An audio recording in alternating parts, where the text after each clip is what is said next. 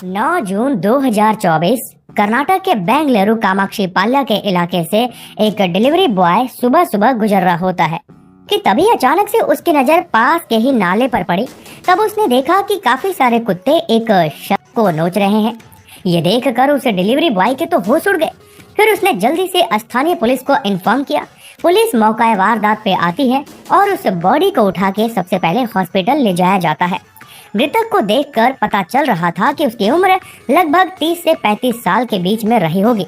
अभी तक ये कहना मुश्किल था कि उसकी नेचुरल डेथ हुई है या फिर इसके पीछे किसी की साजिश रही है। और अभी तक उस मृतक की पहचान भी नहीं हो पाई थी कि वो है कौन, और ना ही उसके पास से कोई आइडेंटिटी प्राप्त हुई जिससे कि उसके बारे में या फिर उसके घर वालों के बारे में पता किया जा सके। फिर पुलिस उसके बारे में जानकारी जुटाना शुरू करती है। पहले आसपास के थाने में ये पता किया जाता है कि शायद किसी ने किसी की मिसिंग रिपोर्ट तो दर्ज करवाई ही होगी। फिर लकीली जल्दी ही एक मिसिंग रिपोर्ट सामने आती है। उससे ये पता चलता है कि एक व्यक्ति जिसकी उम्र 33 साल है और नाम रेणुका स्वामी है, जो कि 8 जून को लापता हो गया था और उसका मोबाइल भी बंद आ रहा है। ऐसा बताते हुए उसकी मां ने चित्रदुर्ग में रिपोर्ट दर्ज करवाई थी। फिर उस महिला द्वारा बॉडी की पहचान करवाई जाती है तो वो महिला अपने बेटे को पहचान जाती है कि ये कोई और नहीं बल्कि मेरा बेटा रेणुका स्वामी ही है। फिर वो फूट फूट कर रोने लग जाती है। हालांकि उसकी पहचान तो हो गई थी, लेकिन अभी ये मामला और भी ज्यादा उलझने वाला था, क्योंकि अगर आप साउथ मूवी के दीवाने हैं तो आपने इस एक्टर को तो जरूर देखा होगा, जो कि अपनी फिल्मों से लोगों के दिलों में राज करते हैं।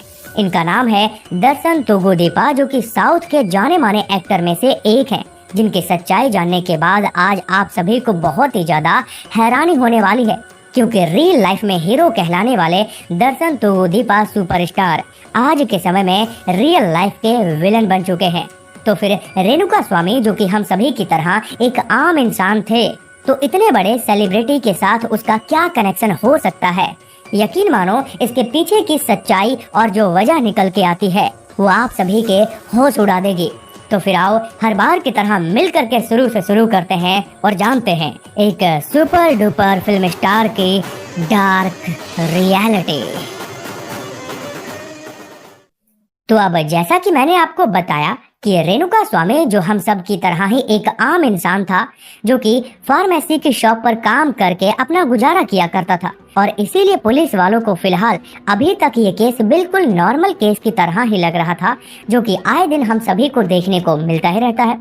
और जब पोस्टमार्टम की रिपोर्ट निकल के आती है तो ये साफ पता चल जाता है कि उसकी नेचुरल डेथ नहीं बल्कि किसी की साजिश के तहत उसे बुरी तरीके से पीट पीट कर अपना शिकार बनाया गया था। इसीलिए पुलिस वाले अब अपराधी की तलाश में जुट जाते हैं। फिर अगली सुबह यानी कि 10 जून को अचानक से पुलिस स्टेशन में 3 लोग आकर खुद को सरेंडर करते हुए ये कहते हैं कि रेणुका स्वामी, जिसकी बॉडी आपको नाले में पड़ी हुई मिली, उसे हमने ही मारा है। इसके पीछे की वजह उन्होंने पैसों का लेन देन बताया कि रेणुका स्वामी हमारे पैसे नहीं लौटा रहा था,